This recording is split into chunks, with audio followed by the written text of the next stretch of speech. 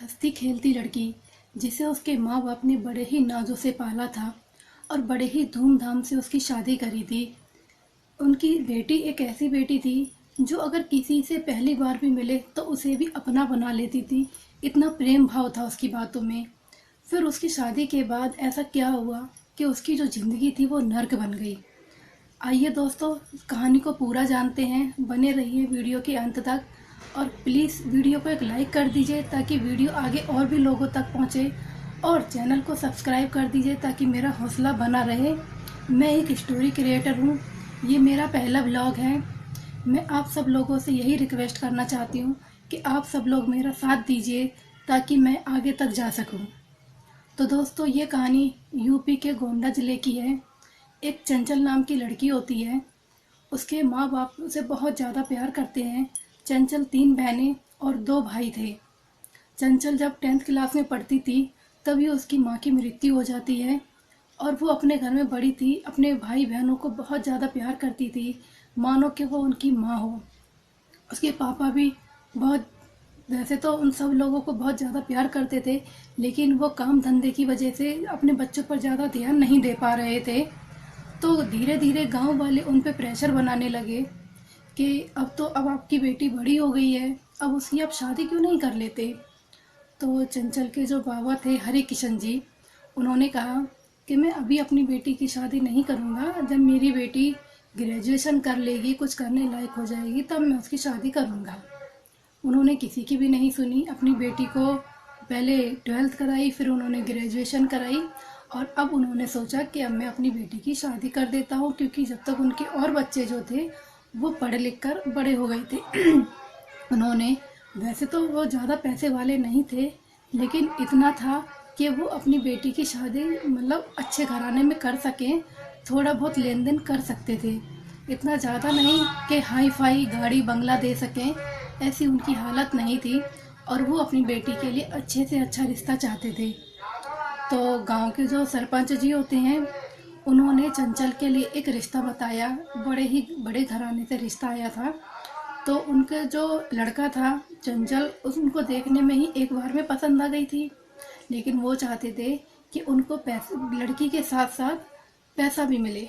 तो जो चंचल के पिताजी थे वो ये चाहते थे कि अगर इतना अच्छा घर मेरी बेटी को मिल रहा है, अगर मैं कहीं से थोड़ा उधार कर लूँ, कहीं से थोड़ा मांग जांच के अपनी बेटी की अगर शादी कर दूंगा, तो मेरी बेटी ज़िंदगी भर खुश रहेगी, उसे किसी चीज़ की कमी नहीं होगी। हर माता पिता यही चाहते हैं कि हमारी हैसियत चाहे जैसी भी हो, लेकिन हमारी बेटी हमसे अच्छे घर में जानी चाहिए। जो जो खुद अच्छे दिन उन्होंने अपने घर में नहीं देख पाए, वो उनकी बेटी देखे। उन्होंने ऐसा ही किया। शादी पक्की हो गई, सगाई हो गई, और जब शादी का टाइम आया तो उन्होंने सभी रिश्तेदारों से पूछा कि आप हमारी बेटी को, जैसे कोई जो और रिश्तेदार होते हैं वो लोग वक्त देते हैं बेटी को शादियों में, तो सबने ऐसा ही किया। सबने बोला हम ये देंगे, हम वो देंगे। तो जो चंचल के जो चाचा जी थे, उन्होंने कहा कि आप चिंता मत करिए भाई साहब, हम आपकी जो बेटी है उसको हम गाड़ी बाइक दे देंगे, तो आप और इंतज़ाम कर लीजिए। आप बाइक की बिल्कुल भी चिंता मत करिए, 1 लाख रुपए तक की बाइक मैं बड़े आराम से दे सकता हूँ। तो जो चंचल के पिताजी थे वो बेफिक्र हो गए। उन्होंने कहा चलो, सब लोगों ने सहारा दिया तो मेरी बेटी की शादी आराम से हो जाएगी। और जब शादी का वक्त आया, फेरों के टाइम पे उन्होंने कहा कि अभी फेरे नहीं होंगे, कि जो जो आपने सामान बताया था, जो जो मुझे चाहिए था, वो सामान एक बार मुझे दिखा दीजिए। तो सारा ही सामान वहाँ पे मौजूद था, सिर्फ एक बाइक नहीं थी। तो जो चंचल के पिताजी थे उन्होंने पूछा कि आप, तुमने तो कहा था कि चंचल को बाइक दोगे, तो बाइक अभी तक आई नहीं है, लड़के वाले इंतज़ार कर रहे हैं, उन्होंने शादी रोक रखी है, कह रहे जब तक पूरा दहेज नहीं मिलेगा तब तक फेरे नहीं पड़ने देंगे। तो जो चंचल के चाचा जी थे उन्होंने कहा कि भाई साहब माफ़ करिएगा, पैसों का इंतज़ाम नहीं हो पाया है। मैंने जो कमेटी डाली थी, मैंने उसके भरोसे बोला था, कमेटी मेरी अभी नहीं उठ पाई है, 2-3 महीने और लग जाएंगे। तो आप उनसे बात कर लीजिए, मैं 2-3 महीने बाद बाइक भिजवा दूंगा। लेकिन लड़के वाले मानने को बिल्कुल भी तैयार नहीं थे, उन्हें तो उसी टाइम बाइक चाहिए थी। तो जैसे तैसे चंचल के पिताजी ने, हरि किशन जी ने बहुत हाथ जोड़े। तो लड़के जो वाले थे उन्होंने शादी तो कर ली, और उन्होंने विदाई के टाइम बोला कि आपकी बेटी 1 महीने बाद आएगी, और जब 1 महीने बाद आप हमारे घर बेटी को लेने आएँ तो बाइक साथ में लेके आइएगा, वरना आप आइएगा मत अपनी बेटी को लेने के लिए, हम जब तक नहीं भेजेंगे। तो उन्होंने सोचा आप चिंता मत करिए समधी जी, हम बाइक लेकर ही आएंगे। और बेटी विदा हो गई। वहाँ पे जाके 2-3 दिन सब अच्छे से रहा, सब ने खूब अच्छे से प्यार किया चंचल को, अच्छे से आओ भगत की, सब रिश्तेदार आए।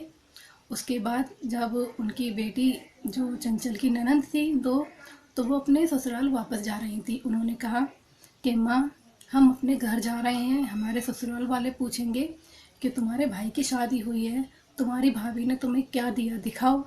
तो भाभी तो हमारे लिए कुछ लाई नहीं, हमारी तो ससुराल में नाक कट जाएगी, हमारी बेइज्जती हो जाएगी। तो उनकी माँ ने कहा कि बेटी तुम चिंता मत करो, बहू कुछ नहीं लाई तो क्या हुआ, अभी तुम्हारे माँ बाप जिंदा हैं, जब तक तुम्हारे माँ बाप जिंदा हैं मेरी बेटियों को किसी चीज़ की कमी नहीं होने दूंगी मैं। उन्होंने इसी बातों में बहुत खरी खोटी सुनाई चंचल को, और वो चुपचाप सुनती रही, लेकिन उसने एक शब्द नहीं बोला मुँह से, क्योंकि वो ससुराल वाले थे, उसके बड़े थे, वो बहुत मान सम्मान करती थी अपने ससुराल वालों का। और जब उनकी बेटी चली गई तो फिर जब जो चंचल का हस्बैंड था वो ऑफिस जाना शुरू कर दिया उसने, तो वहाँ सब लोग बोलने लगे कि क्यों भाई अभी भी तुम बस से आ रहे हो, कि तुम्हारी तो शादी हो गई, तुम्हें ससुराल से बाइक नहीं मिली क्या। तो वो तो लोग यही चाहते थे। और जब उसके दोस्तों ने, ऑफिस वालों ने, सब ने ऐसा कहा तो जो चंचल का पति था पवन, वो तो भड़क गया। उसने आते ही चंचल पे हंगामा शुरू कर दिया, कहने लगे अभी अपने पिताजी को फ़ोन लगाओ और उनसे बोलो मुझे बाइक अभी के अभी चाहिए। तो चंचल ने कहा कि मैं ऐसा कैसे बोल सकती हूँ, जब पापा ने कहा है 1 महीने का टाइम, तो 1 महीने रुक जाइए ना, आपको बाइक मिल जाएगी। उसने कहा कि अभी के अभी फ़ोन करो, मुझे बाइक के बारे में पूछना है। तो फिर चंचल ने फ़ोन लगाया, उसने हालचाल पूछे, उनके पिताजी ने कहा बेटा कैसी हो। चंचल ने कहा मैं बिल्कुल ठीक हूँ, और ससुराल में भी सब ठीक है। उसने भी अपने भाई बहन का सबका हालचाल पूछा। सब कहने लगे बेटा तुम्हारे भाई बहनों की को तुम्हारी बहुत याद आती है, वो तुमसे मिलना चाहते हैं। तो उसने कहा कि ठीक है पापा, जब आप मुझे लेने आएंगे तो उन सबको मेरे साथ ले आइएगा, वो भी मेरा घर देख लेंगे। फिर उसने पूछा पापा चाचा जी बाइक के लिए कह रहे थे, क्या हुआ, उसका बाइक दिया उन्होंने लाके। तो कहने लगे बेटा मैंने उनसे बात तो करी थी, तो इंतज़ाम नहीं हो पा रहा है, वो कह रहे हैं कि 2-3 महीने लग जाएंगे। और जो पवन था वो सब सुन रहा था, ये सब सुन के वो भड़क गया कि पहले 1 महीना कहा, फिर 3 महीने हो गए, फिर साल भर निकल जाएगी, ये देना ही नहीं चाहते, ये देंगे ही नहीं। और उसका जो गुस्सा था वो चंचल पे फूट पड़ा। उसने चंचल को बहुत गाली गलौज करी, बहुत, और उस पर हाथ भी उठा दिया। और जब हंगामा हुआ तो उसके सास ससुर भी आ गए।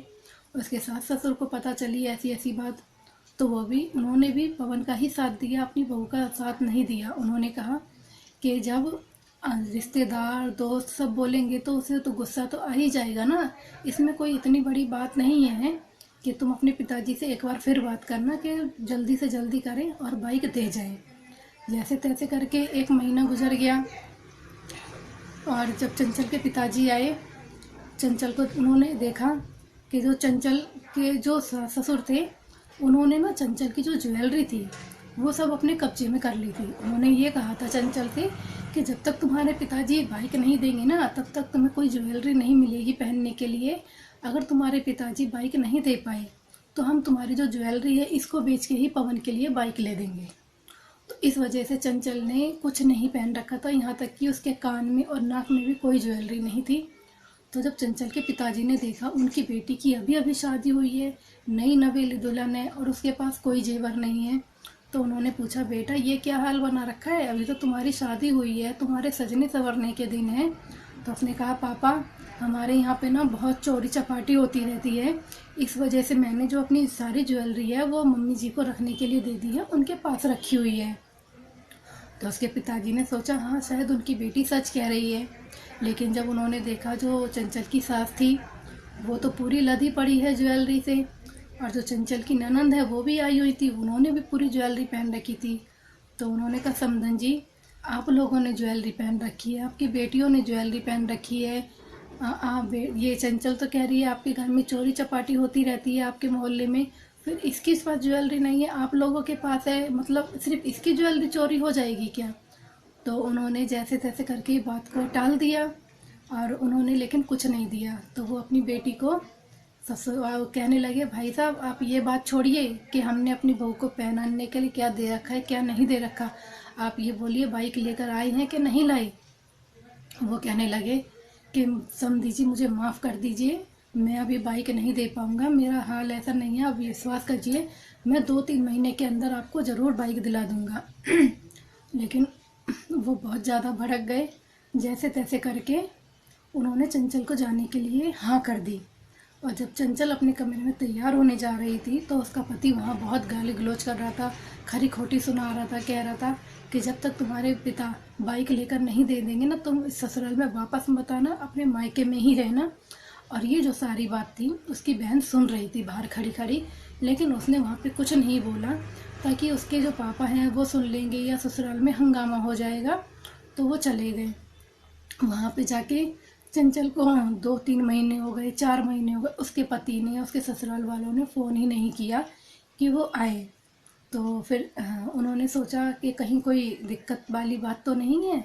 तो उन्होंने तो जो लड़की के जो ससुराल वाले थे वो उन्होंने बुलाया, जो लड़की के पिताजी थे उनको बुलाया।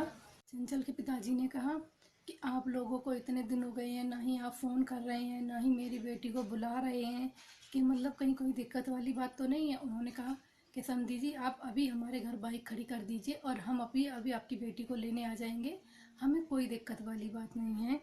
तो उन्होंने उनके पास एक भैंस थी चंचल के पिताजी के पास, उन्होंने वो भैंस बेच दी ताकि उनकी बेटी का घर ना उजड़े, उसकी गृहस्थी ना उजड़ जाए।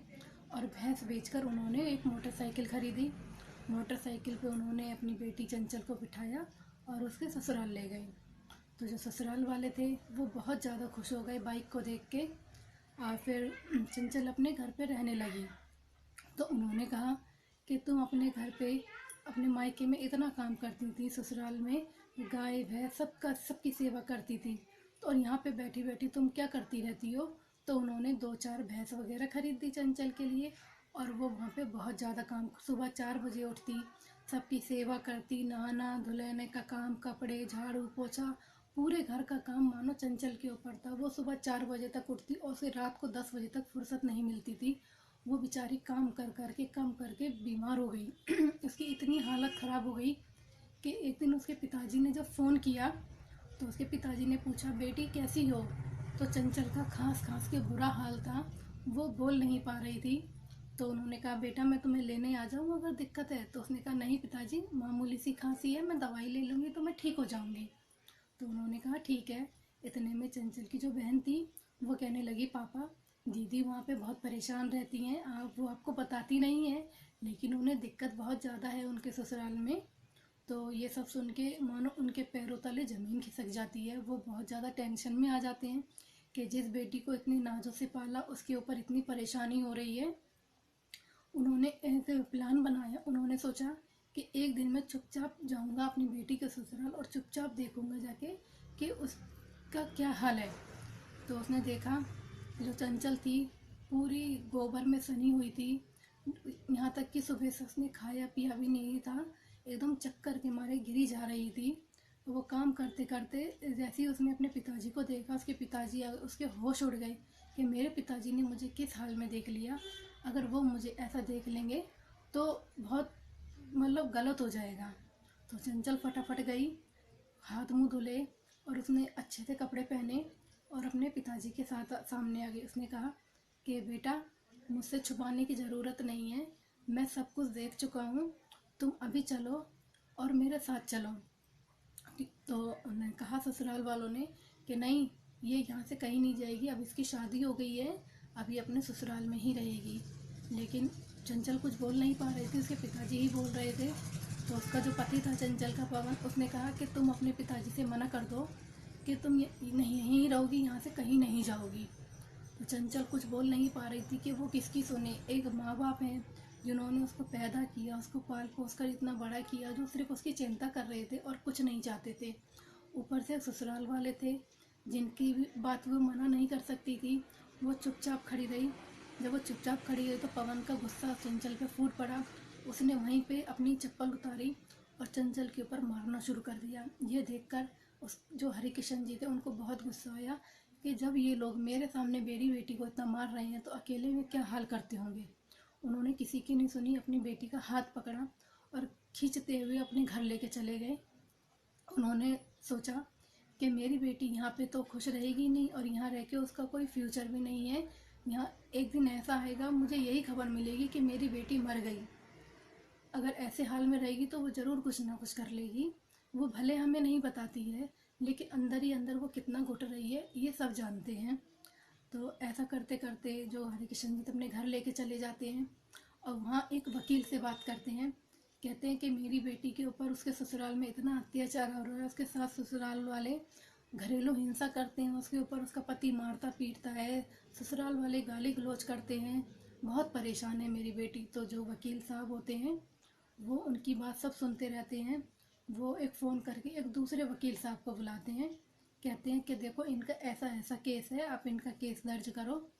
तो जो वकील साहब होते हैं जो दूसरे वाले वो कहते हैं, देखा भाई साहब आपने, एक मेरा बेटा है जिसकी बहू उसको उसके नाक में दम करे रहती है, उसको जीने नहीं देती है, इतनी मुश्किल में हमने उसका डिवोर्स कराया है, 20 लाख रुपए उसने जब ले लिए जब मेरे बेटे का पीछा छोड़ा। और एक ये लड़की है सीधी सादी सी, इसके ससुराल वाले इसके ऊपर इतना अत्याचार करते हैं और ये मुंह नहीं खोलती। एक वो लड़की है और एक ये लड़की है। तो जो वो वकील साहब होते हैं अपने बेटे को बुलाते हैं, कहते हैं बेटा इन लोगों के साथ जाओ, ये बहुत ज़्यादा परेशान है, इनको चाय नाश्ता करा दो, पानी वानी पिला दो। तो वो कहता है पापा मैं क्यों जाऊँ, आप यहीं पर मंगा दीजिए ना। वो कहते हैं बेटा समझा करो, ये अपने ही लोग हैं, इनके साथ आप जाओ और इनको चाय नाश्ता वगैरह कराओ। तो जो उनका बेटा होता है वो चला जाता है उनके साथ और वो जो चंचल होती है उसके साथ मतलब बातचीत करता है और वो दोनों एक बहुत अच्छे दोस्त बन जाते हैं छोटी सी ही मुलाकात में।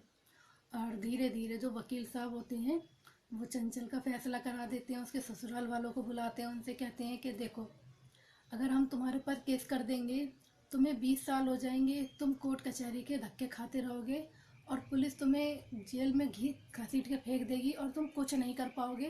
तो हो सकता है तुम्हें 10 साल की सज़ा हो जाए।